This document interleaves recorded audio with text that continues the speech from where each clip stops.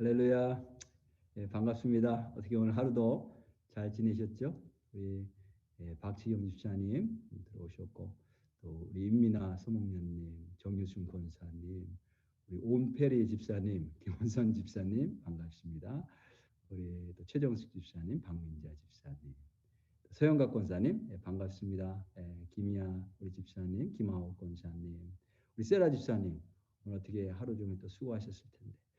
고지숙 우리 자매님, 강정순 자매님, 나정훈 집사님, 신경수 집사님 반갑습니다. 이은희 자매님 어떻게 건강하세요? 잘 지내고 계시죠? 우리 한옥자 집사님 반갑습니다. 그리고 카메라는 켜지 않으셨지만 우리 정인숙 자매님 들어와 계시고, 아이폰, 아이패드 반갑습니다. 우리 이미호 권사님 반갑습니다. 우리 서로 반갑다고 좀 손 인사했으면 좋겠습니다. 반갑습니다. 오늘도 우리 큐티 하는 삶, 큐티 우리 뭐 다들 잘하고 계시지만 한 번 더 확인하고 또 다시금 새롭게 시작하기 위해서 새해 들어서요.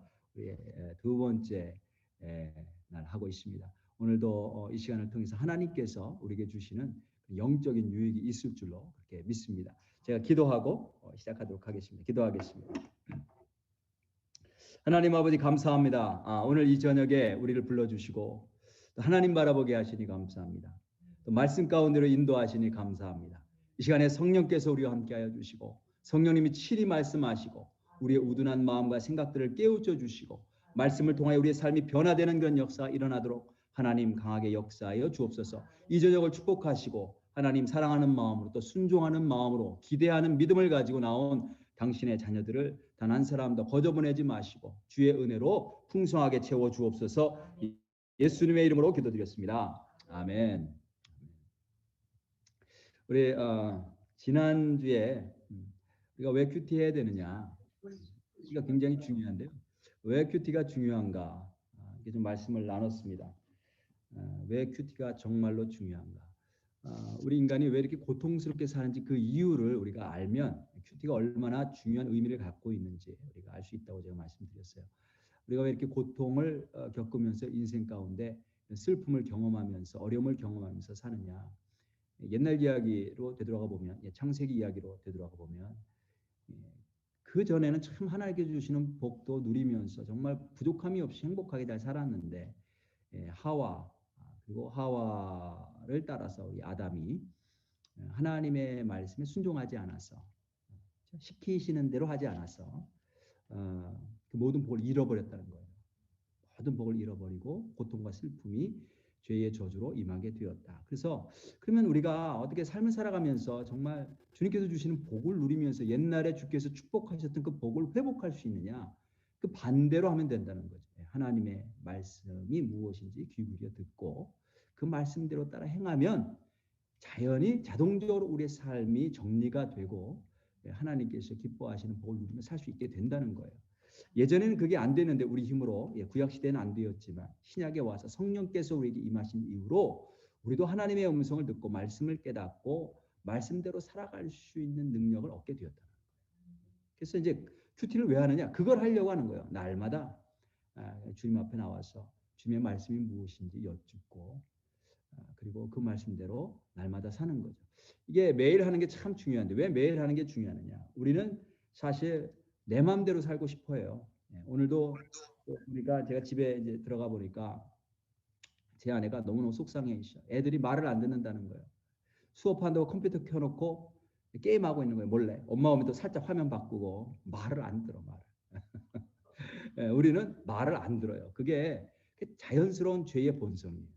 너무나 뿌리 박혀 있기 때문에 우리가 예수님 사랑하고 예수님 뜻대로 살겠다라고 주일 예배 마치고 그렇게 다짐을 해도 금방 잃어버리고 월요일 되면 또 내 마음대로 살아가는 게 우리란 말이죠. 그러니까 날마다 말씀으로 다가가야 돼요. 그래서 하나님이 우리의 그런 죄성을 너무나 잘 아셔서 주야로 율법을 묵상하면 내가 형통하리라.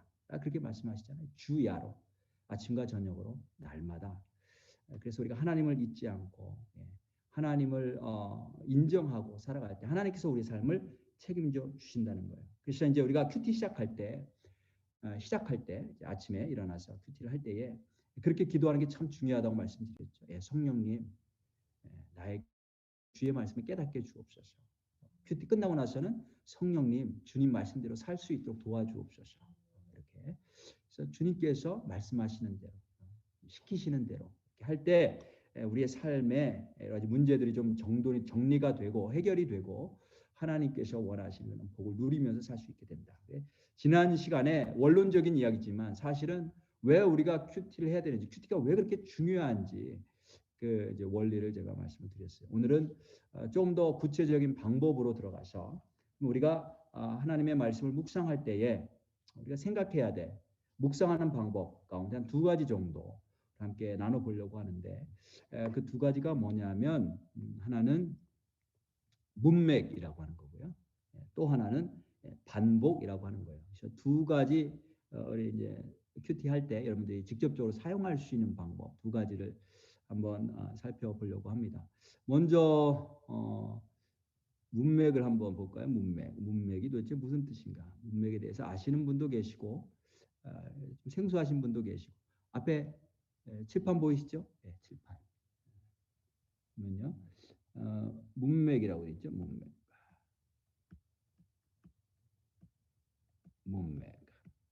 영어로는요, 제가 영어를 쓸게요. 필요해서 제가 쓰니까 이해를 해주시기 바라겠습니다. 컨텍스트라고 해요. 컨텍스트.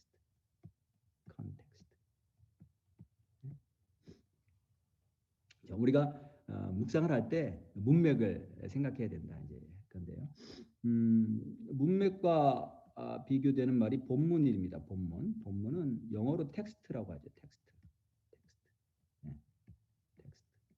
텍스트는 아시겠죠? 우리가 지금 읽고 있는 어떤 구절, 그게 텍스트예요. 성경에. 큐티하고 묵상하는 구절, 그게 텍스트란 말이죠. 컨텍스트는 텍스트에다가 뭐가 하나 더 붙었어요? 컨이 하나 더 붙었죠. 컨. 컨은 무슨 뜻이냐면 투게더라고 하는 뜻이에요. 투게더. 그래서 컨텍스트란 뭐냐면 텍스트와 따라가는 거예요. 함께. 텍스트와 함께 따라가는 거. 다른 말로 말하면 상황이라고 이렇게 또 번역할 수도 있습니다. 상황.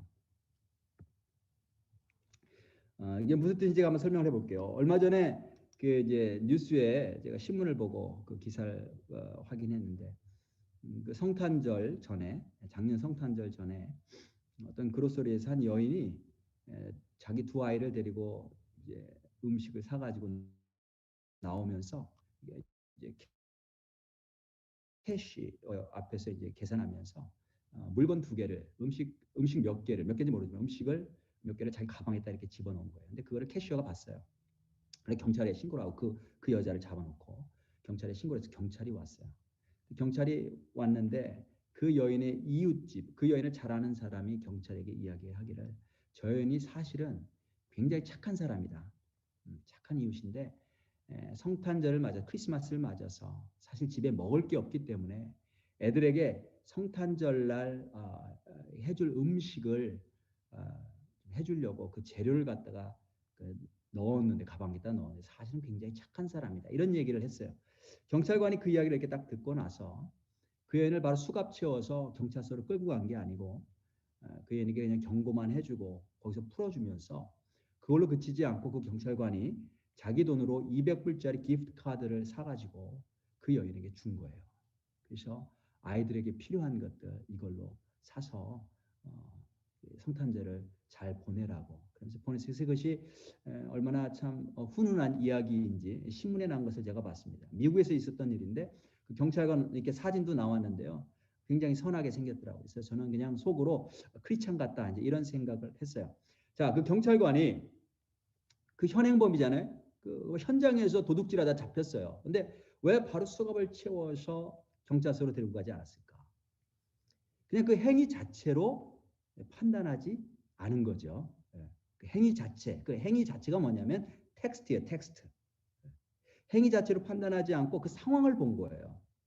그래서 그 여인이 어떤 상황에서 그런 일을 했는지 그게 컨텍스트예요. 그러니까 텍스트 하나만으로는 그 사람이 유죄고 바로 경찰서로 데리고 가야 되고 수갑 채워야 되고 하지만 컨텍스트를 보니까 이제 정상 참작이라는 말 들어보시죠. 정상 참작이 되는 거예요. 예. 그래서 이제 그렇게 그가 왜 훔쳤는지 그 행위를 컨텍스트를 통해서 해석을 한 거죠. 우리가 이제 성경을 읽을 때에 지난 시간에 제가 어떤 말씀을 드렸냐면 묵상할 때에 내 마음에 딱 와닿는 부분, 그 부분을 붙잡고 묵상하면서 이제 교훈이 뭔가도 찾아보고 나에게 어떻게 적용할 것인지도 찾아보고 이렇게 해야 된다고 저는 말씀드렸어요. 근데 그 내 마음에 딱 와닿는 그 말씀을 묵상할 때 그냥 그 텍스트 하나만 가지고 묵상을 하면 내가 잘못 이해하고 해석할 수가 있어요. 텍스트 하나만 보면. 그러니까 그걸 주관적이라고 하거든요. 내 식대로 해석할 수가 있단 말이에요. 내 식대로. 근데 실제로 본문이 말씀하시려고 하는 내용은 그게 아닌데. 그죠? 그래서 본문이 하나님께서 본문을 통해서 우리가 말씀하시려고 하시는 내용이 뭔지 어떻게 알 수 있느냐 하면 컨텍스트를 통해서 우리가 알 수 있다는 거예요. 자, 한번 성경을 한번 볼 텐데요. 우리 큐티책뿐만이 아니고 오늘은 성경책을 좀 준비를 하시면 좋겠어요. 큐티책뿐만 아니라 성경책. 어떤 부분이냐면 마태복음 7장 12절. 예. 마태복음 7장 12절. 예. 마태복음 7장 12절.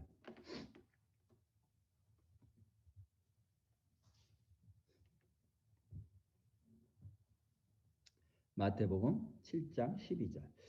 우리 신약 성경은 10페이지입니다. 제가 가지고 있는 신약 성경은 10페이지. 마태복음 7장 12절. 자, 한번 읽어보겠습니다. 시작. 다 같이 읽겠습니다. 시작. 그러므로 무엇이든지 남에게 대접을 받고자 하는 대로 너희도 남을 대접하라. 이것이 율법이요 선지자니라. 자, 오늘 큐티라는데 이 구절이 내 마음에 딱 와 닿았다고 한번 생각해 보세요.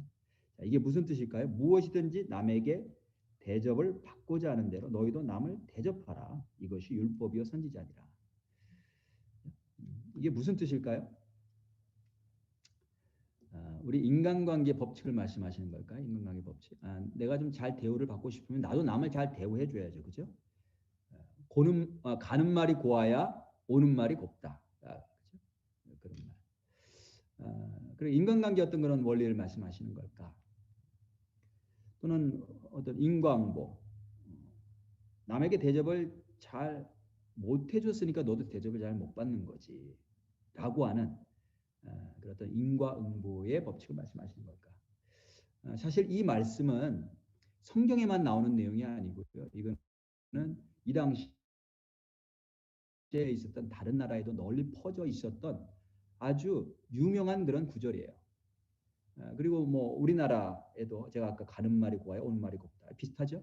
비슷해요. 그래서 이거 황금률이라고 합니다. 모든 사람들에게 보편적으로 다 적용되는 그런 격언과 같은 그런 말이에요.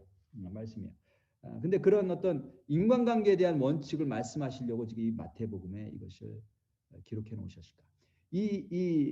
마태복음 7장 12절의 말씀이 어떤 뜻인지를 제대로 알기 위해서는 어떻게 될까요? 문맥을 봐야 되는 거예요. 문맥. 텍스트는 12절이고요. 컨텍스트는 쭉 그 앞뒤로 연결되어 있는 문맥이에요. 그래서 문맥을 봐야 되는데 문맥을 또 어떻게 제가 설명드릴 수 있냐면 물줄기처럼 이렇게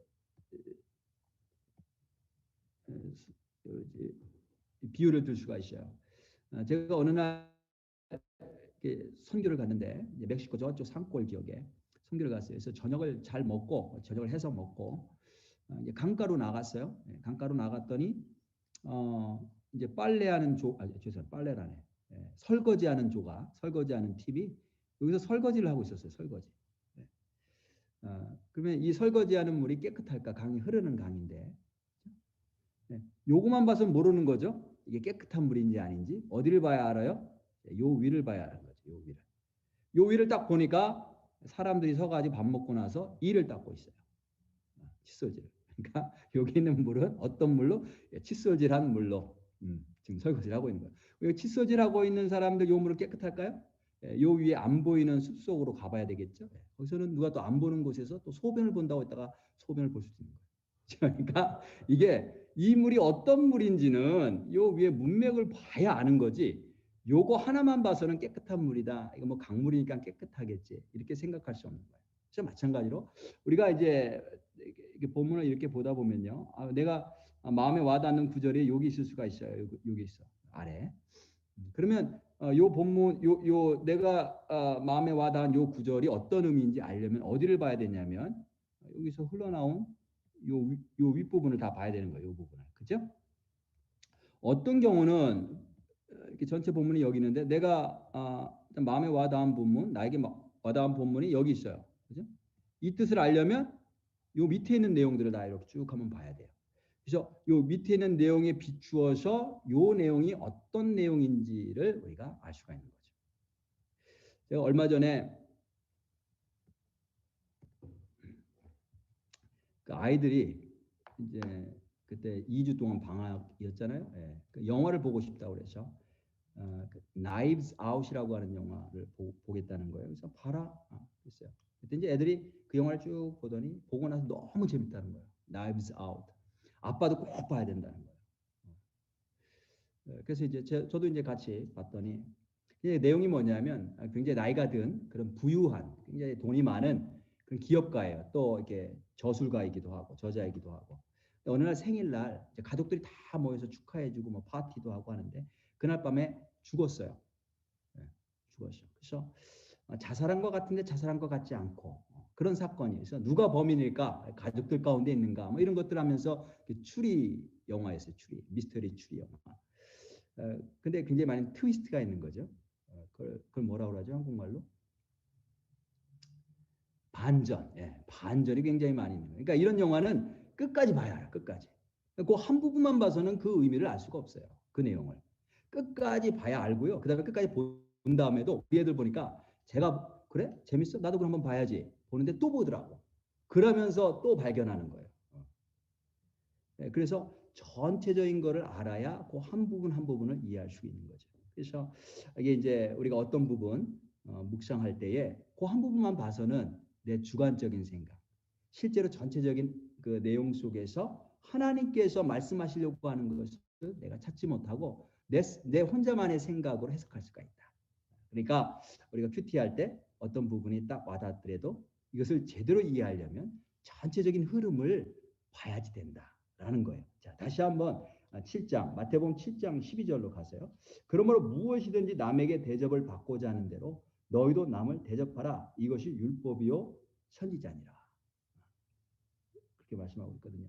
자, 이게 도대체 무슨 뜻일까요? 이거 뜻 알려면 어떻게 해야 돼요?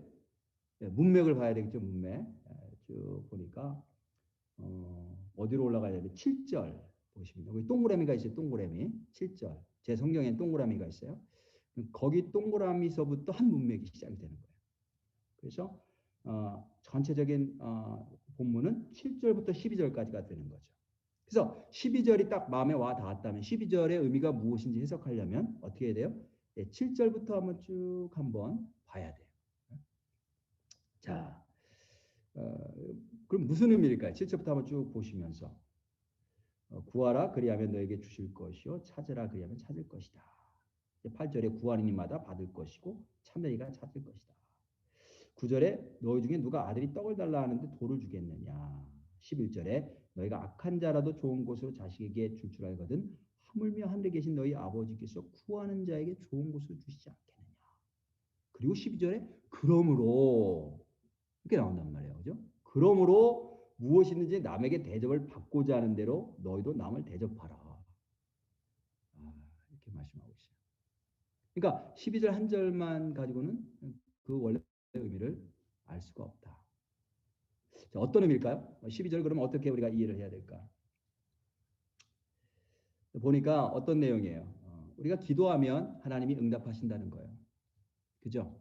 위에 부분 보니까 기도하면 우리가 구하면 그죠? 너에게 주실 것이요. 문을 두드리면 하나님이 열어주실 거라는 거죠. 근데 내려와서 보니까 하나님과 우리 사이의 관계를 어떤 관계로 표현하고 있어요? 아버지와 아들과의 관계, 아버지와 자녀와의 관계로 표현하고 있어요. 누가 자녀가 떡을 달라 하는데 돌을 주겠느냐? 생선을 달라 하는데 뱀을 줄 아버지가 어디 있느냐?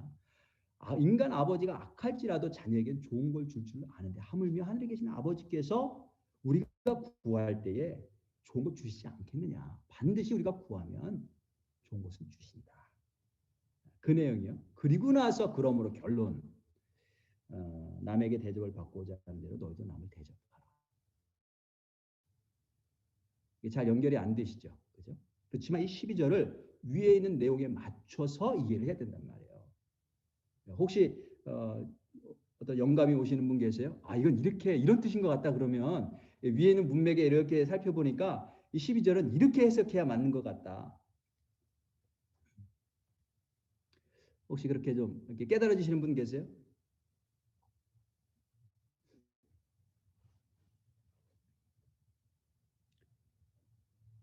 그거를 이제 성령님께 강구해야 돼요. 성령님께 저도 기도해요. 저도 목사라고 다 아는 게 아니고요. 저도 이렇게 구절에 이게 왜 이게 어떻게 연결이 되지? 12절하고 도저히 연결이 안 되는데 위에하고 그러면 이제 성령님께 기도하는 거예요. 성령님 깨달아 알게 해달라고. 그리고 이거 12절은 12절 한 절만으로만 우리가 이해할 수는 없고 반드시 위에 것하고 연결해서 이해를 해야 돼요. 자, 우리가 기도하면 반드시 응답하시는데 우리가 기도할 때 언제 응답을 받는가? 기도하시면 반드시 응답하신다고 했는데 내가 기도하는데 왜 응답이 없으시지? 이런 질문이 있기 때문에 이런 경험이 있기 때문에 이 말씀을 하시는 거예요. 그러므로 너희가 대접을 받고자 하는 대로 너희도 남을 대접해야 돼. 우리가 정말 기도했을 때 하나님이 응답하시길 원한다면 우리가 어떻게 해야 되는 거예요? 하나님을 우리 아버지로 대접을 해드려야죠.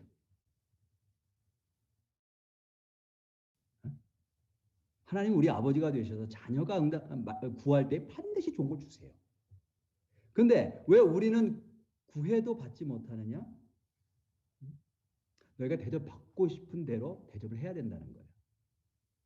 우리가 하나님과의 관계에 있어서 하나님을 나의 정말 나를 창조하시고 나를 구원하시고 나를 사랑하시는 아버지로 대접하지 않는데 하나님께서 아버지 주실 것을 주신다라는 것, 주신다라고 우리가 기대할 수 없다라는 거죠.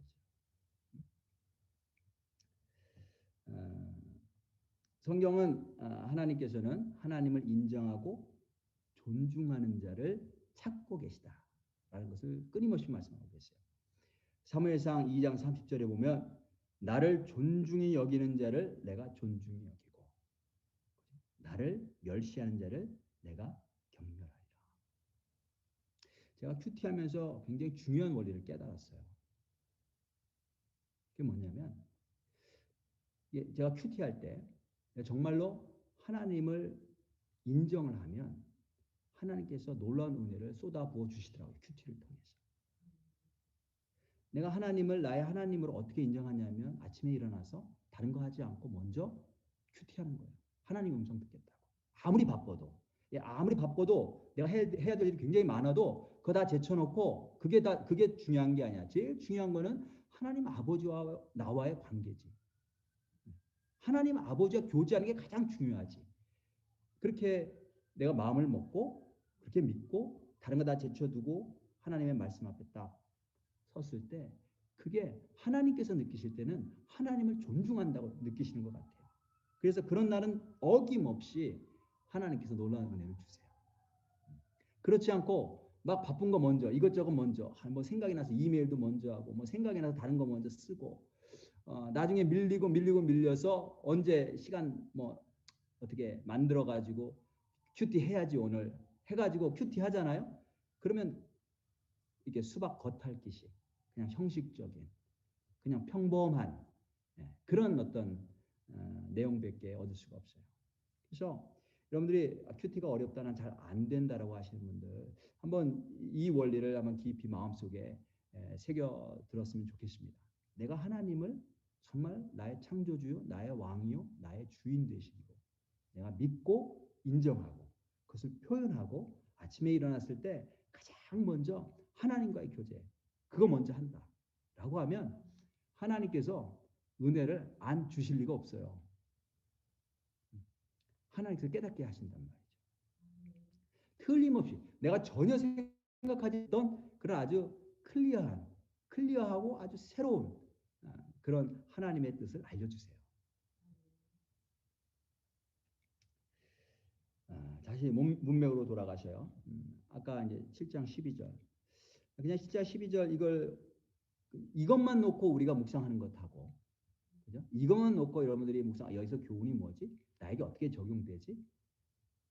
이것만 놓고 묵상하는 것하고 위에 있는 거를 쭉 문맥을 한번 생각하면서 묵상하는 것하고는 완전히 다른 적용이 나와요. 그죠? 너무 어려운가요? 어떻게 이해되시나요? 네, 이해되시면 좀 고개 좀 끄덕이시면. 네, 어려워요? 자, 한번 연습 한번 해보겠습니다. 우리 지난주 토요일 날 한 건데요. 66쪽. 66쪽.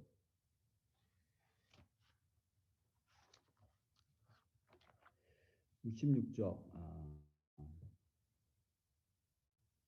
보시면 요한일서 5장 13절에서 21절 말씀이죠.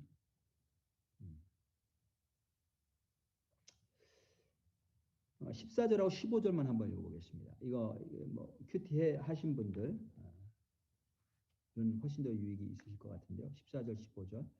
제가 한번 읽어볼 테니까 이게 무슨 뜻인가? 이 구절을 통해서 하나님께서 뭘 말씀하시려고 하시는가? 한번 생각하시면서 따라와 보세요. 14절, 15절. 그를 향하여 우리가 가진 바 담대함이 이것이니 그의 뜻대로 무엇을 구하면 들으시리라. 우리가 무엇이든지 구하는 바를 들으시는 줄을 안지 우리가 그에게 구한 그것을 얻은 줄을 또한 아느니라. 제가 한 번 더 읽어볼게요. 그를 향하여 우리가 가진 바 담대함이 이것이니 그의 뜻대로 무엇을 구하면 들으시니라. 우리가 무엇이든지 구하는 바를 들으시는 줄을 안지 우리가 그에게 구한 그것을 얻은 줄을 또한 아느니라. 자, 굉장히 유명한 또 구절 가운데 굉장히 익숙하죠. 예. 우리가 무엇이든지 구한 것은 하나님이 들으신다. 우리가 그것을 알고 있다. 자, 이게 무슨 뜻일까요? 어떤 교훈? 혹시 여러분 가운데 큐티 하시면서 이 부분 가지고 묵상하시면서 큐티 하신 분 한번 나눠 주실 분 계세요?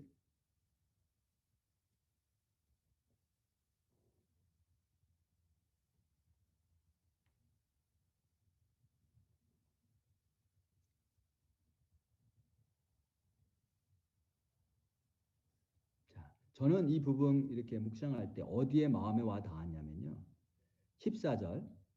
그를 향하여 우리가 가진 바 담대함이 이것이니 그의 뜻대로 무엇을 구하면 들으심이라. 그의 뜻대로의 마음이 와닿았어요.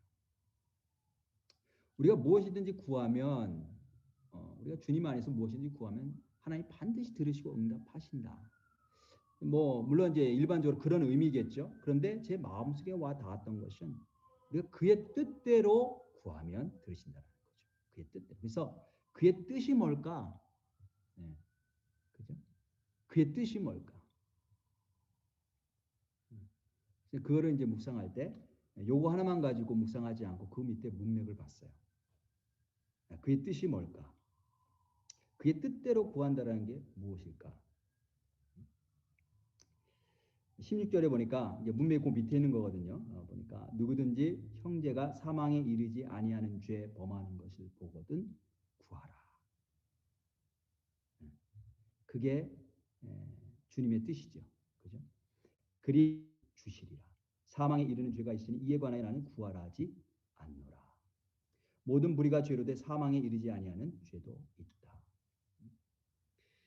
그래서 이게 문맥을 생각하지 않고 이 구절만 이렇게 보면 뭘 강조하는 것처럼 보이는가 하면 믿음을 강조한 것처럼 보여요. 우리가 기도하는 거 뭐든지 그분이 듣고 계시니까 그러니까 담대함을 가지고 기도하면 그분이 응답하실 것이다. 어떤 믿음을 강조하는 것처럼 보이는데 물론 그런 의미도 있지만 문맥을 통해서 보면 우리가 기도할 때 어떤 기도를 하라고 지금 말씀하시는 거냐. 그분의 뜻대로 기도한다는 것이 무엇인지 말씀하시는가 하면 그러니까 형제가 구원받기 위해서. 그렇죠? 형제가 사망에 이르지 아니하는 죄에 범한 것을 보거든 구하라. 그리하면 사망에 이르지 아니하는 범죄자들을 위해서 그에게 생명을 주시리라. 그래서 영혼을 위해서 구하는 간구, 그의 구원을 위해서 간구하는 간구, 기도, 이거를 말합니다. 우리가 영혼을 위해서 간구하는 기도는 그분의 뜻이기 때문에 하나님께서 반드시 들으신다는 거죠. 제가 지난주에 한번 이렇게 예화로 들었던 그 아프리카 피그미족을 선교하시는 그 최관신 선교사님 그 간증 가운데 어떤 내용이 있냐면 어느 날 이제 원주민 가운데 또 한 어머니가 아이를 데리고 왔는데 간질병 걸린 아이를 데리고 왔대요. 그러니까 이분이 이렇게 순회하면서 마을을 방문하시는 거예요. 가서 집회도 하고 뭐 도와주고 하는데 방문했을 때 간질병 가진 아이를 데리고 와서 기도를 부탁하더래요. 기도 좀 해달라고. 근데 이분이 그 아이를 안고 기도하면서도 확신이 없었대요. 의심이 생기는 거죠. 아니 내가 이걸 기도한다고 이 아이가 나을까? 확신이 없었어요. 근데 이제 확신이 없었지만 기도를 부탁하니까 아이를 붙잡고 기도를 했던 거예요. 그리고 나서 나중에 뭐 한 1년인가 지나서 다시 그 마을에 딱 방문을 했는데 보니까 그때 그 기도 이후로 그 아이가 나았다는 거예요. 단 한 번도 그 발작 증세가 일어나지 않고 깨끗이 나았다는 거예요. 이제 그 상황을 그 사실을 확인을 하고 이 선교사님이 깜짝 놀라면서 어떤 걸 깨달았냐면 나는 확신이 없지만 확신 없이 기도한 기도일지라도 하나님이 들으시는구나. 이걸 깨달은 거예요. 그러니까 하나님께서 응답하실 내 감정에 좌우되지 않으신다는 거죠. 그래서 하나님이 뭐라고 말씀하시냐면 야 기도를 듣는 거는 내가 아니라 나야. 이렇게 말씀하시더래요. 그래서 이 선교사님 그 다음부터는 담대하게 내 감정과는 상관없이 비록 나에게는 확신이 안 생길지라도 하나님이 듣고 계신다라고 하는 믿음을 갖게 된 거예요. 이 병이 나을까 안 나을까 그건 모르지만 그죠? 병이 나을 거라는 확신은 없었지만 하나님이 들으신다라고 하는 그 확신을 가지고 담대함을 갖고 기도하게 되었다. 이런 간증을 했어요. 우리가 그분의 뜻대로 구하면 그분이 들으신대요. 근데 그분의 뜻이 뭐냐? 영혼을 살리는 일이에요. 영혼을 살리는 일을 위해서 기도할 때 하나님께서는 반드시 들으신다고 약속을 하고 계시니까 우리가 누구의 영혼을 위해서 기도할 때는 담대함을 갖고 기도하라는 거예요. 그래서 우리가 이 부분도 마찬가지인데 만일 문맥을 생각하지 않고 그냥 14절, 15절만 이렇게 묵상을 하면 어떻게 우리가 해석하고 적용할 수 있냐면 우리가 무엇이든지 구하는 바를 들으시는 줄 안지 우리가 그에게 구한 그것을 얻을 줄 또한 아느니라. 내가 나에게 필요한 것 뭘 구하든지 믿음을 갖고 담대함을 갖고 기도해야 되겠구나. 하나님이 들으시고 응답하신대. 이렇게 해석하고 적용하겠죠. 그죠? 나에게 필요한 것. 그것이 무엇이든지. 내가 믿음을 갖고 하면. 근데 본문은 훨씬 더 구체적인 그런 기도 내용을 말씀하고 있는 거예요. 문맥을 통해서 보니까 16절에 보니까 형제를 위해서. 그가 죄를 범했을 때 그가 사망에 이르지 않도록 심판받고 멸망당하지 않도록 그의 구원을 위해서 기도하라. 그러면 반드시 들으신다. 사망에 이르는 죄는 뭐 여러 가지 학자들 이야기가 있는데 예수님께서 말씀하시는 성령을 회방한 죄는 결코 사하심을 얻지 못한다. 그런 말씀도 있고 그 다음에 이 요한일서를 보면 이단으로 빠지고 또 이단으로 미혹하는 그런 죄들을 말씀하고 있다. 이렇게 우리가 볼 수가 있습니다. 자, 그래서 문맥을 생각해야 된다. 그래서 어떤 부분 마음에 딱 와 닿았을 때 이 부분의 뜻이 뭐지? 우리가 묵상할 때에 앞뒤를 좀 이렇게 봐서 그 앞뒤 내용에 맞게 하나님이 말씀하시고자 하시는 내용을 찾아야 된다. 알죠? 그 다음에 두 번째 반복입니다. 반복. 우리 반복에 대해서는 작년에도 제가 말씀을 좀 나눴고 조금 더 발전을 해서 오늘 하나 더 말씀을 드리려고 해요. 어제 우리 했던 본문 한번 가지고 나눌까요? 80페이지. 큐티책 80페이지. 한번 보세요. 큐티책 80페이지. 제가 미리 이제 광고를 말씀드렸어요. 우리 화요일 날 본문 가지고 앞으로 큐티 나눔할 때 좀 한번 사용하겠다고. 혹시 나누실 분 계신가요? 어제 본문이 그 계보인데 계보 쉽지 않은 내용이죠. 큐티하게. 혹시 나누실 분 먼저 한 두세 분 정도 나누고 그다음에 제가 또 나눌 강의 또 나머지 하도록 하겠습니다. 혹시 나누실 분 계신가요? 어제 큐티 하신 분 가운데 나 어제 정말 이거 은혜 받았어. 큐티 하면서.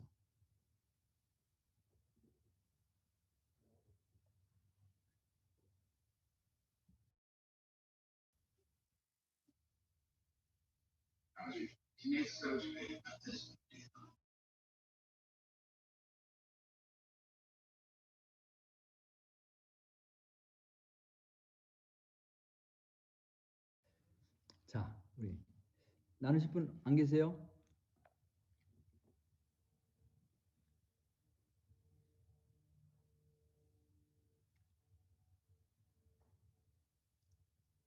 다들 쑥스러워하시네. 아니면 양보. 다 양보.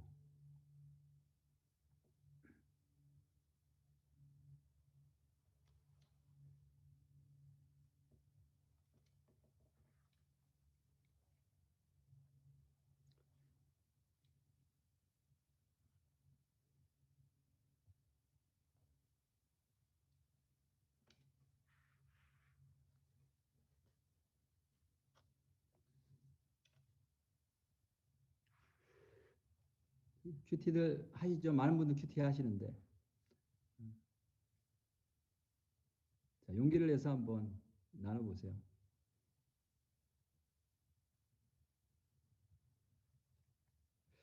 오케이, 좋습니다. 저는 어제 이렇게 큐티하면서 사실 마태복음 1장은 저는 굉장히 많이 묵상을 여러 번 했었어요. 누가 하시려고 하셨나요? 예, 목사님 제가 할게요. 예, 감사합니다. 네. 이런 기회가 있을 때 꼭 안 하시더라고요. 저는 늘 앞에 많이 얘기하고 서니까 가급적이면 안 하려고 하거든요. 그런데 안 하셔서 오늘은 제가 할게요. 어제 저희 아이들하고도 이 본문 가지고 그 가정 예배를 좀 드리면서 아이들이 이야기하더라고요. 아빠, 막내가 그랬어요. 뭐 누가 누굴 낳고 그래서 이런 얘기를 왜 성경에 굳이 이렇게 길게 써놨냐고. 근데 큰 아이들도 그렇게 비슷하게 느끼더라고요. 근데 저도 사실은 아 불과 얼마 전까지만 해도 그렇게 느끼고 뭐 이런 성경들은 그냥 스킵하고 우리 음, 구약에 있는 그 족보 기록되어 있는 것처럼 민수기처럼 그렇게 했었는데요. 어, 결과적으로 나는 예수님의 이런 족보에 계보에 들어갈 수 있는 사람인가 이런 읽으면서 그런 생각들이 들었고요. 그런데 사실 결론적으로는 성경에 제 이름은 우리 가족의 이름은 또 우리 교회 성도님들의 이름은 기록되어 있지 않지만 예수님 때문에 우리가 하늘나라에 있는 생명록에는 우리의 이름이 기록되어져 있고 또 우리가 구원받을 수 있었구나 이런 걸 다시 한번 깨달으면서 나는 정말 예수님의 족보에 들어갈 수 없는 미천한 자지만 예수님이 인간된 몸으로 오심으로 말미암아 내가 생명록에 예수님의 계보가 되었다고 한 것을 깨달으면서 너무너무 감격이 있었고요. 감사했고 그 많은 사람들을 통해서 결과적으로 요 본문에서 저한테 하고 싶었던 이야기는 모든 민족의 구원자가 결국 예수님이다. 이걸 다시 한번 확인시켜주는 말씀이었습니다. 예, 감사합니다. 너무 좋습니다. 예. 또 한 분 정도 더 했으면 좋겠는데요. 용기를 내서 한번 해보세요. 우리 나정원 집사님 탁 앞에 하셨으니까. 목사님 제가 해볼게요. 감사합니다. 저는 예수님이 교훈은 예수님이 성경의 언약대로 오신 메시아가 맞다. 그거를 얘기하는 것 같고요. 이제 저도 어제 아이들하고 가정 예배 드렸는데 이렇게 낳고 하면서 저도 예수님 오실 때까지 우리 가문도 언약을 믿는 가문이 되면 좋겠다 이런 생각을 해서 이제 더 자손들을 위해서 정말 기도를 해야 되겠고, 애들한테도 교회를 20살 정도 되면 떠나는 애들이 80%라고 하는데, 너네는 진짜 절대 떠나면 안 되고 니네 손녀 증손녀까지 보는 한 그냥 대충 교회 가는 것도 아니고 정말 엄마가 한 거 더 이상으로 해야 된다고 그랬어요. 네, 감사합니다. 너무 좋습니다. 맞습니다. 감사합니다.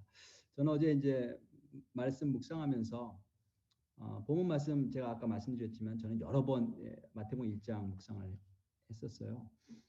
근데 이제 어제는 특별히 아브라함이라고 하는 단어가 제 마음에 딱 와닿았어요. 아브라함.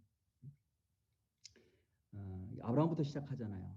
그다음에 아브라함이라고 하는 그 이름이 1절, 2절 나와 있고 또 17절에도 나와 있고 이렇게 나와 있어요. 물론 이제 다윗 이름도 그렇게 나와 있지만 세상에 명문가들이 굉장히 많습니다. 그래서 이제 미국도 보니까 명문가들이 있더라고요.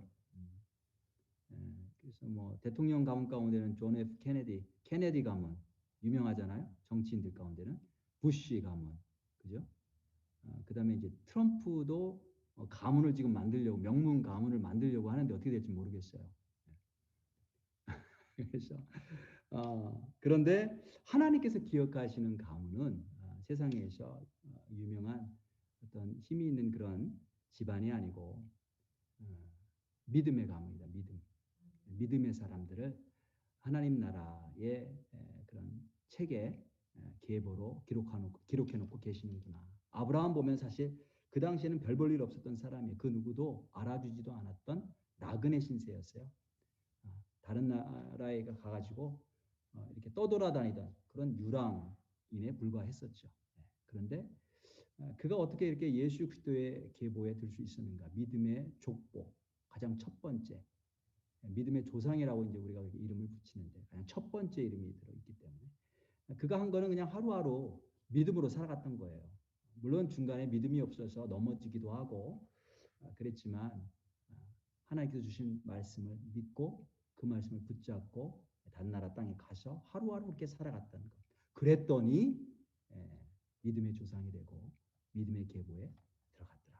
그것을 다시 한번 확인하면서 우리가 이 땅에 살 때 맞아 하루하루 그냥 하나님께서 뭐라고 말씀하시는지 듣고 그 말씀대로 순종하고 그렇게 살아가면 세상 사람들 혹시 알아주지 않을지 몰라도 하나님 나라의 계보에는 믿음의 족보에는 내 이름이 들어가는구나.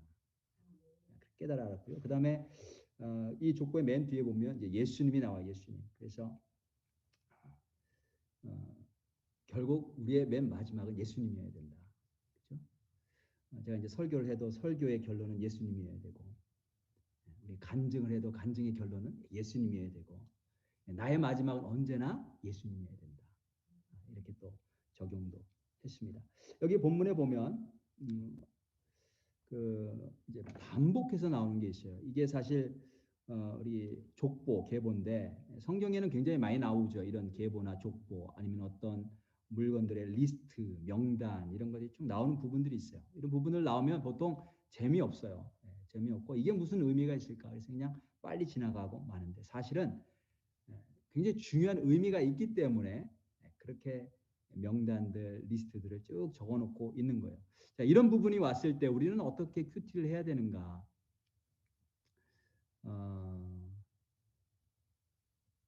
자, 그냥 간단하게 한 가지만 말씀을 드리겠습니다. 먼저 반복되는 걸 찾아야 되는데요. 반복이요.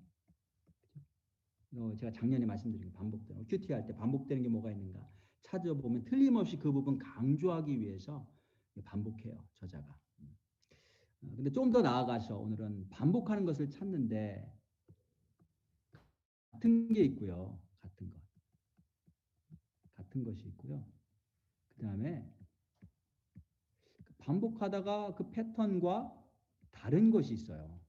패턴. 반복이라는 건 어떠한 패턴도 되는데 패턴.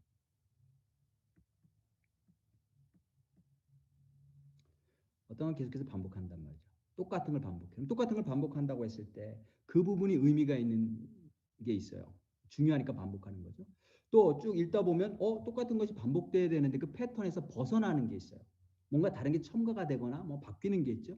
왜 그 부분을 바꾸거나 다른 것들도 첨가했을까? 뭔가 그 부분에 의미가 있기 때문에 그런 거예요. 그래서 그 부분에 우리가 초점을 맞추면서 묵상을 하면 도움이 됩니다. 여러분들이 큐티 하실 때에. 그래서 먼저 오늘 반복하는 부분들이 있는데 같은 거 똑같이 반복되는 부분들 어떤 부분들이 있죠? 좀 보시면 거기 계복 가운데 뭐 낳고 낳고 낳고 그죠? 낳고 낳고 낳고 낳고 이 낳고 낳고를 통해서 뭘 말씀하시려고 할까요? 한번 생각해 보실래요? 지금 낳고 낳고 아브라함이 이삭을 낳고 이삭은 야곱을 낳고 야곱은 유다와 그 형제들 낳고 낳고 하다가 나중에 예수님이 나셨죠. 낳고 여기에 어떤 의미가 있을까?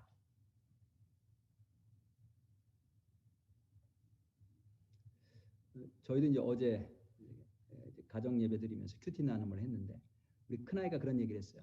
낳고에 대해서. 예수님이 이 땅에 오셨는데 그냥 갑자기 나타나시지 않았다는 거죠. 하나님의 계획 속에서 아이를 낳는 것들을 통해서 나오셨다는 거예요.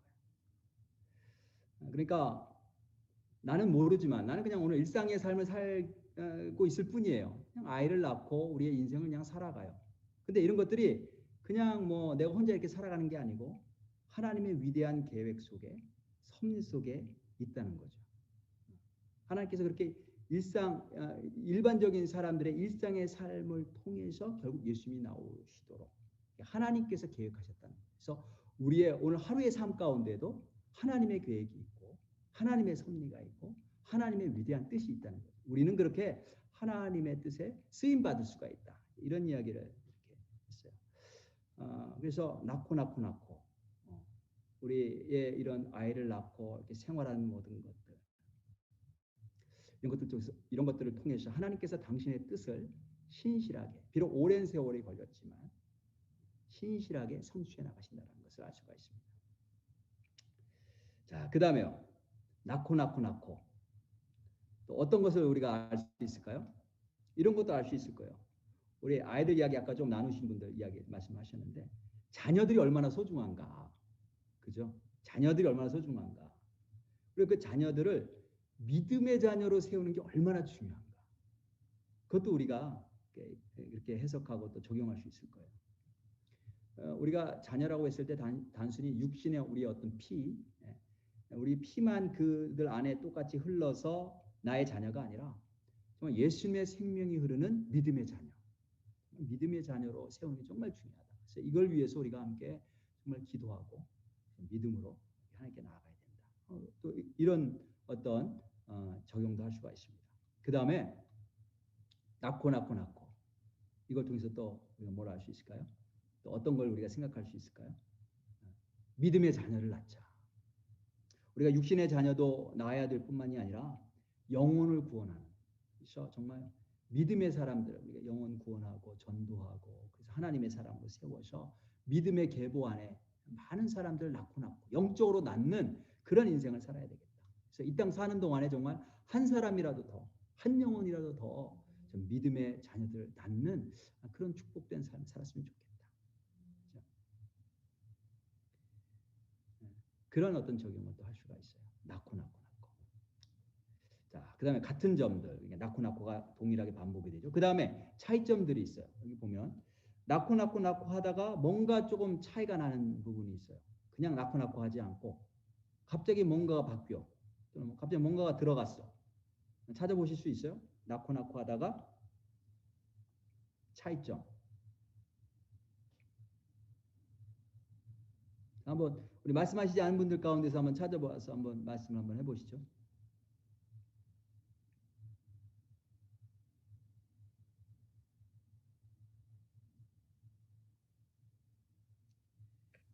예, 아버지 계속 아빠의 피를 얘기했는데 그 다음에는 그 여자분들의 그 라합 롯 그리고 우리아의 아내 뭐 이렇게 해가지고 여자를 언급한 그 마리아에게서 예수님이 나셨다. 그게 좀 달라지 그 언급된 것 같아요. 맞습니다. 다 아버지만 나오다가 어머니가 나와요. 어머니. 그래서 누구누구에게서 이렇게 나와요. 누구누구에게서. 그래서 3절에 보면 유다는 다말에게서. 그래서 그게 틀리잖아요. 틀린 점이잖아요. 반복되다가 다른 점이란 말이죠. 그 부분 한번 써보시면 되죠. 누구 이름이 나왔나? 써보시면 3절에 다말에게서, 5절은 라합에게서, 또요 룻에게서 나오죠. 살몬은 라합에게서 보아스를 낳고 보아스는 룻에게서 오벳을 낳고, 그러니까 라합에게서 룻에게서. 그 다음에 6절에 보니까 다윗은 우리아의 아내에게서, 그죠? 그 다음에 마지막에 16절에 마리아에게서 이렇게 나와요.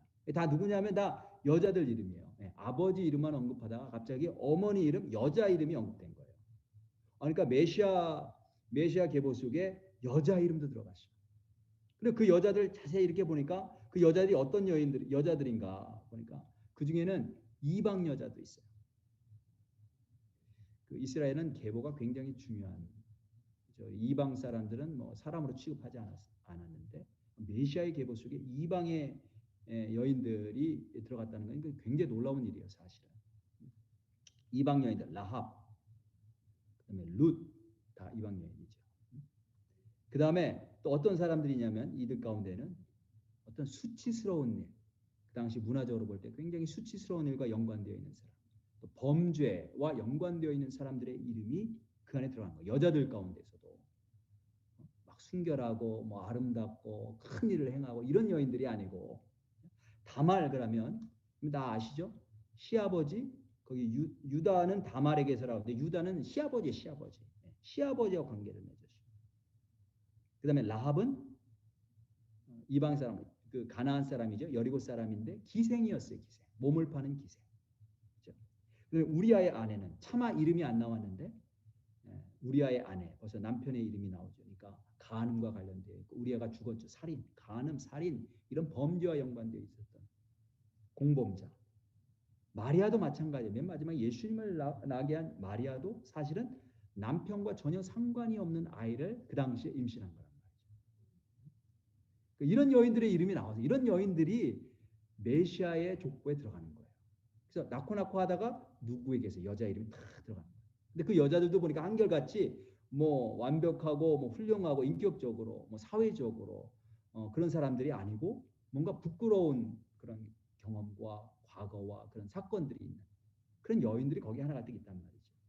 이게 어떤 의미가 있을까 이제 묵상할 수 있는 거예요. 어떤 의미가 있을까? 먼저 여인들이 들어갔으니까 또 이방인들도 들어갔으니까 하나님께서는 차별을 두지 아니하신다는 거죠. 구원하실 때 여자도 또 인종적으로 이방인들 그들의 출신이 무엇이든지 간에 과거가 어떻든지 간에 상관없이 믿음으로 구원하신다. 그분의 은혜로 구원하신다는 거죠. 그러기 위해선 하나님께서 모든 죄와 허물을 다 덮어주셔야 돼요. 다 덮어주시고 오직 구원은 은혜로만 들어가는구나 라고 하는 것을 우리가 알 수가 있어요. 이 당시에 이런 룻이라든지 라합이라든지 특별히 라합, 다말 이런 여인을 보면서 누가 이 여인의 후손 가운데 메시아가 날 거라고 누가 꿈에라도 생각을 했겠어요? 전혀 생각을 못했죠. 전혀 생각을 못했던 거예요. 제가 요즘 즐겨보는 그 차를 타고 다니면서 차 안에서 켜놓는 방송이 새롭게 하소서예요. 새롭게 하소서. 여러분도 꼭 보시기 바랍니다. 강추입니다. 강추. 정말. 예. 강추. 새롭게 하소서. 거기 이제 어떤 형제, 어떤 집사님이 나와서 간증을 하는데 이분은 어릴 때부터 아버지가 어머니를 그렇게 폭행을 했대요. 그렇게 폭행을. 어려서부터 아버지에 대한 분노가 어마어마했어요. 자기는 빨리 크기를 바랬다. 빨리 커서 아빠를 패줘야지. 그래서 초등학교 때부터 태권도를 배웠어요.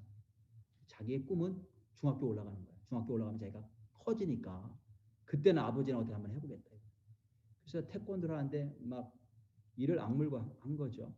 태권도만 한 게 아니라 6학년 때부터 초등학교 6학년 때부터 술하고 담배하고 그다음에 그 싸움 폭력배 애들하고 어울려 다니면서 클럽에 들어가 가지고 양복 입고 클럽 들어가 가지고서 패싸움하고 그러다가 이제 경찰이 출동해서 끌려가고 근데 경찰서 안에서도 고분고분한 게 아니라 난리를 치는 거예요. 이 어린애가 온통 온 몸 안에 그 속에 이 분노가 가득 차 있어 가지고 경찰이고 뭐고 없어요. 얼마나 난동을 부리는지 컨트롤이 안 되니까 경찰이 가지고 있었던 곤봉이라는 곤봉으로 다 맞았대요. 그래서 자기는 경찰서에 그렇게 여러 종류의 곤봉이 있는지는 그때 알았다. 벌써 어릴 때부터 온갖 종류의 곤봉으로 다 맞았대. 나중에는 경찰이 총을 갖다 들이대더라고요. 컨트롤이 안 되니까 애가 그 정도로 그냥 악에 갇혀 있었던 삶을 살았어요. 그래서 맨날 싸움하고 그러다 어느 날 교회로 인도함을 받은 거예요. 교회 갈 때도 술 먹고 갔대요. 그런데 하루하루 지나면서 여러 가지 사건이 있고 하나님의 사랑을 알고 그가 변화가 됐어요. 예수님을 통한 하나님의 사랑을 안 거예요. 야, 나를 위해서 저 아들을 주시다니 정말 놀라운 사랑이다. 그리고 지금은 자기가 다니는 교회 목사님 딸하고 결혼을 했어요. 지금 여기저기 다니면서 하나님의 사랑을 그렇게 증거하고 있고 제가 이제 그 간증을 들으면서 제가 그 생각을 해본 거예요. 중학교 1학년 때 경찰서에 끌려온 그 아이 눈에 도끼가 가득하고 경찰관들도 어떻게 걔를 막지 못하니까 오죽하면 총을 갖다 들이댔겠어요. 컨트롤이 안 되니까 경찰서 안에서도 그 정도로 모든 독과 악이 가득 차 있었던 그 아이 누가 그 아이를 보면서 나중에 그 아이가 구원받고 이곳저곳을 다니면서 하나님의 사랑을 전할 간증하는 그 신실한 믿음의 사람으로 변할 것이라고 누가 알았겠느냐 이거예요. 그 당시에 그 아이를 보면서 근데 하나님은 알고 계셨다는 거예요. 그래서 내가 누구를 보든지 아무리 가망이 없어 보이는 사람일지라도 내가 하나님의 눈으로 좀 볼 수 있었으면 좋겠다. 오늘 이 본문 그 이제 그 여인들의 그런 어떤 모습들, 그 여인들이 어떤 여인들인지 묵상하면서 그렇게 적용을 하는 거예요. 그 사람이 어떤 사람이든지 전도 대상자거나 내가 복음을 전해야 될 대상자구나. 그들도 믿음의 계보에 들어갈 수 있구나. 하나님의 은혜 가운데 그들이 들어가면 이런 거를 이제 적용하시는 거죠. 반복이 된 낳고 해서 거기서 벗어나는 것. 묵상하다 보니까 이렇게 가는 거예요. 그 다음에 제가 마지막으로 여인들을 묵상하면서 생각했던 거. 여자가 중요하다. 여자가 중요하다. 남자는 결혼을 잘해야 되고 여자는 좋은 아내가 돼야 되고 이 세상에 죄가 들어온 것도 하와가 먼저 유혹을 받아서 그죠? 죄가 온 땅에 임했고 우리가 구원받은 것도 마리아 통해서 예수님이 나셔서 구원을 받았고 참 우리 성도님들 가운데 우리 자매님들 굉장히 소중하고 중요합니다. 위해서 많이 기도해 드리겠습니다. 여자가 중요하구나. 이것도 제가 묵상을 했습니다. 그렇죠? 자, 그래서 오늘 제가 두 가지 말씀드렸어요. 묵상할 때에 내 마음에 와닿는 것. 그래가지고 어떻게 묵상하느냐. 첫 번째는 전체적인 문맥을 한번 봐야 돼요. 그렇지 않으면 주관적인 해석을 할 수가 있어요. 내 마음대로 해서. 그게 아니고 본문에서 하나님이 뭘 말씀하시려고 하시는가 이걸 찾아야 돼요. 하나님. 그렇죠? 좀 어렵더라도 한번 해보세요. 할 수 있습니다. 그다음에 또 한 가지는 반복되는 거요. 이게 특별히 오늘 같이 이렇게 계보, 족보 나오는 거 어렵다고 지나가지 마시고 한번 해보시란 말이에요. 반복되는 게 뭐지? 반복되는 게 의미가 없을 수도 있어요. 근데 의미가 있을 수가 있어요. 그다음에 반복에서 벗어나는 게 뭐지?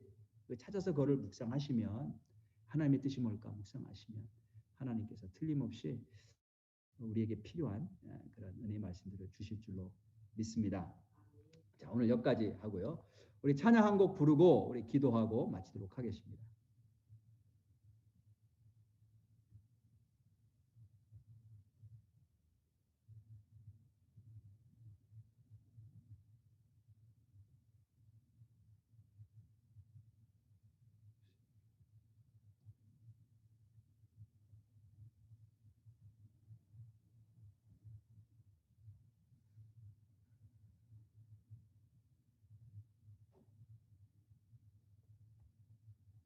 예수 우리 왕이야 찬양하시겠습니다.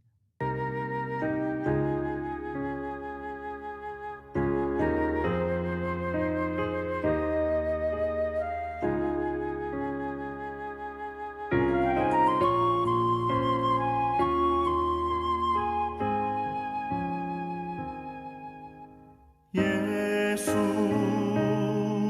우리 왕이여 이곳에 오셔서 우리가 왕께 드리는 영광을 받아 주소서. 우리는 주님의 백성, 주님은 우리 왕이라. 왕이신 예수님 오셔서 좌정하사 다스리소서.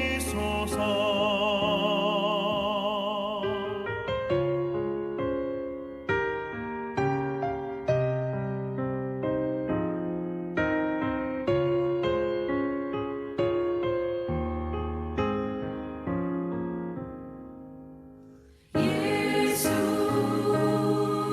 우리 주시여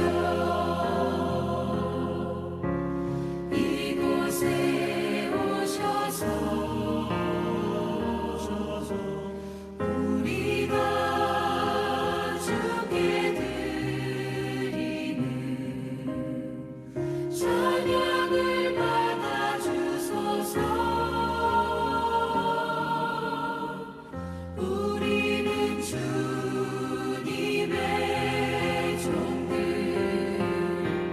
주님은 우리 주시라.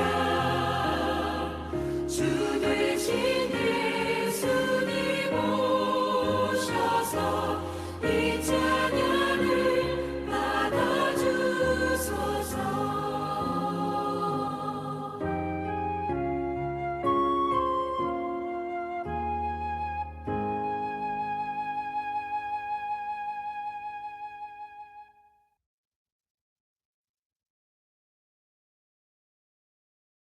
자, 오늘 우리 함께 나눈 말씀들 생각하면서 함께 기도하는 시간 좀 갖도록 하겠습니다. 하나님께서 우리 사랑하십니다. 사랑하시는 아버지, 우리를 자녀 삼아 주시고 자녀로 사랑받는 자녀로 대우해 주십니다. 나는 정말 우리 하나님을 나의 아버지로 그렇게 대접해 드리고 있는가, 이렇게 존중해 드리고 있는가. 나를 창조하신 분, 나의 모든 삶을 주관하시는 주권자, 나의 왕으로 날마다 그렇게 대접해 드리고 있는가. 그분의 말씀에 정말 귀 기울이는가. 아침에 일어나서 큐티를 하는 것이 그분을 존귀하게 여기고 그분을 인정하고 그분을 나의 아버지로 고백하는 시간 되기를 원합니다. 주님, 그렇게 이 큐티가 그냥 어떻게 내 신앙의 그냥 한 부분, 습관이 되지 않도록 인도하시고 하나님을 하나님으로 인정하고 하나님을 나의 구세주로, 나의 주인으로 대접해드리고 존중해드리는 그런 시간 되기를 원합니다. 하나님께서 우리가 그렇게 할 때 부어주시는 놀라운 은혜가 있을 것입니다. 주님의 은혜를 구합니다. 그리고 이 땅 살아가는 동안에 주님 믿음의 사람 되게 도와주옵소서. 주님 믿음의 계보, 하늘나라의 생명책뿐만이 아니고 하나님께서 귀하게 여기시는 그 책에 우리 모든 모습들이 다 기록되는 믿음의 사람들의 삶을 살아갈 수 있도록 오늘도 축복하시고 하나님의 눈으로 볼 수 있도록 인도하여 주옵소서. 우리 함께 동성으로 오늘 말씀 생각하면서 기도하도록 하겠습니다. 하나님 아버지 감사합니다. 오늘도 우리를 사랑하시고 이 저녁에 모여서 함께 참 하나님의 말씀을 그래도 배우겠다라고 순종하면서 모였습니다. 하나님 우리에게 지혜를 주시고 은혜를 주시고 날마다 주의 말씀을 통해 공급되는 하늘나라의 놀라운 생명과 기쁨과 능력을 받아 감당하게 도와주옵소서. 하나님이 우리를 사랑하셔서 부어주시는 놀라운 은혜가 있습니다. 아버지, 이것을 하나님을 하나님됨으로 인정하고 존중할 때에 주께서 주시는 놀라운 은혜, 이미 주시는 은혜를 그리스도 안에서 부어주신 그 은혜를 우리가 더욱더 크게 체험할 줄로 믿사오니 그러한 삶을 살아갈 수 있도록 인도하시옵소서. 오늘도 우리는 믿음으로 살아가게 하시고 내일도 믿음으로 살아가게 하시고 하루하루 하나님 우리의 삶을 통하여서 하나님이 부어주시는 은혜로 하나님 살아가는 믿음의 사람들 될 수 있도록 인도하여 주시옵소서. 하나님 아버지 감사합니다. 주의 성령께서 하나님 사랑하는 자녀들에게 충만하게 임하여 주셔서 하루하루 살아나갈 때 정말 주님을 생각하게 하시고 주님의 뜻을 기억하게 하시고 주님의 말씀 앞에 나아가게 하시고 주님을 나의 왕으로 또 날마다 하나님 존중하며 그렇게 고백하며 인정하며 살아갈 수 있도록 축복하시옵소서. 우리가 큐티하려고 하는데 하나님 지혜를 주시길 원합니다. 말씀을 통해서 부어주시는 하나님의 은혜 또 들려주시는 하나님의 음성이 날마다 풍성하게 하나님 채워질 수 있도록 우리의 큐티하는 삶 말씀을 가까이 하는 삶을 축복하시고 이끌어 주옵소서. 이제는 우리 주 예수 그리스도의 은혜와 하나님 아버지의 원하신 사랑과 성령의 감동과 역사 충만하심이 오늘 이 저녁에 주님을 사랑하고 또 말씀을 사모하여 함께 나온 당신의 귀한 백성들 머리머리 위에 지금부터 영원까지 함께 하시기를 간절히 축원하옵나이다. 아멘.